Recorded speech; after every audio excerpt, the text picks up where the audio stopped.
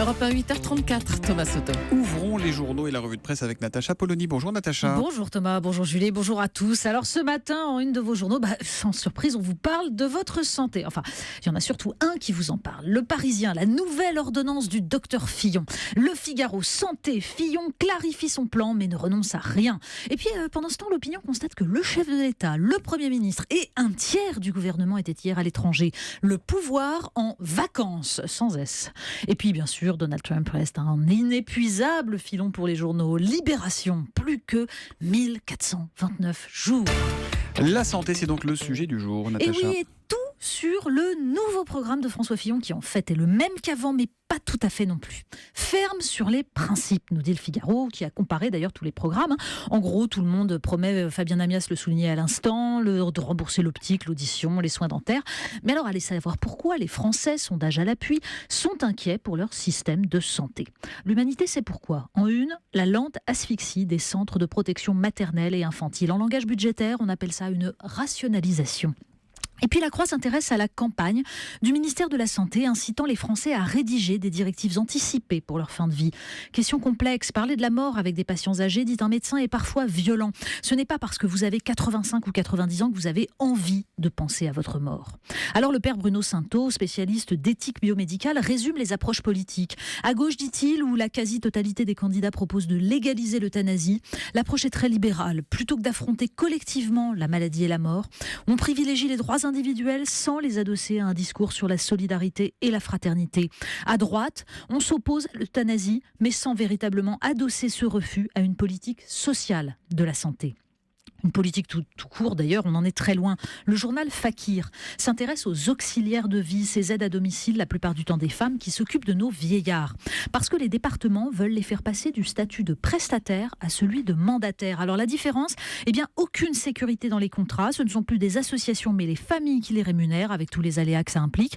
Dans un contexte de baisse de dotation des départements, les anonymes qui soignent nos vieux, ça compte très peu.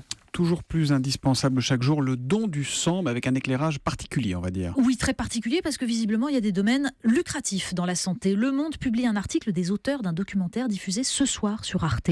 Il raconte comment le plasma sanguin devient l'objet d'un marché mondial. Les entreprises américaines se fournissent auprès de donneurs pauvres, rémunérés, alors qu'en France, le don est bénévole.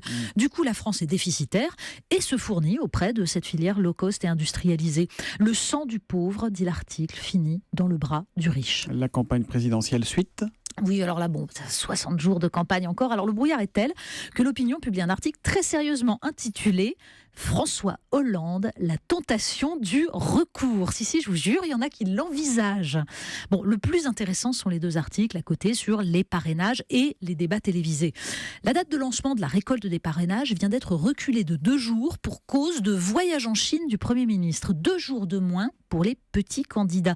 Une mauvaise manière, alors que l'obligation faite aux élus d'envoyer eux-mêmes le courrier au Conseil constitutionnel complique déjà la tâche. Et puis, il y a les débats télévisés. Là aussi, vous posiez la question à l'instant à Benoît Hamon. Puisque ceux de la primaire ont attiré les foules, les chaînes de télévision veulent en organiser pour le premier tour. Mais là aussi, pas question de s'encombrer avec trop de candidats. On prendra que les poids lourds. C'est pas très démocratique, mais après tout, qui s'en soucie. Vous nous parlez à présent d'un jeune homme pas si sympathique qu'il en a l'air. Oui, c'est l'affaire qui agite les réseaux sociaux et du coup, la presse s'en saisit. Mehdi Meklat, auteur du Bondi Blog, adoubé par France Inter, voit ressurgir les tweets haineux, homophobes, antisémites assez ignobles, qu'il a diffusés pendant plusieurs années sous pseudonyme. Alors ça fait mauvais genre pour celui qui posait en une des Inrocks avec Christiane Taubira il y a 3 semaines. Et donc le Huffington Post et Rue 89 nous expliquent que le jeune homme plaide l'humour et la caricature. Alors toujours dans le même sens, l'humour, et puis plutôt pour insulter ceux qui avaient l'outrecuidance de critiquer l'islamisme. Donc il dit que c'est un personnage pour tester la notion de provocation et chercher les limites. Le problème, c'est que personne ne lui en a posé parce qu'il était tellement jeune, tellement sympathique. D'ailleurs, les Inrocks publient un communiqué pour se défendre en expliquant qu'ils n'étaient pas du tout au courant. Bon, pour ma part, je suis assez heureuse de savoir que quand Mehdi Meklat me traitait de grosse pute et expliquait qu'il ferait bien de moi son mouton de l'Aïd, c'était de l'humour, et du coup, j'ai une pensée émue pour les vrais humoristes qu'on oblige à s'excuser de leurs blagues. On termine. C'est quoi, un missile en approche ? Oui, missile en approche, cherchez un abri immédiatement. C'est le message qu'ont reçu les employés d'une base aérienne américaine. Oui, alors que Le Monde consacre sa une à la nouvelle course à l'armement, ça c'est une information du site Slate qui pourrait nous inquiéter un petit peu. Bon, en fait, les équipes informatiques testaient un dispositif d'alerte et le mail est parti par erreur sur le réseau intranet. Bon, on précise aux enquêteurs, pour l'instant, Donald Trump et les hackers russes ne sont pas en cause. Mais bon, en cherchant bien, on doit pouvoir trouver quand même. La revue de presse de Natacha Polony, ça revient demain. C'est à 8h30 sur Europe 1. À demain. À demain.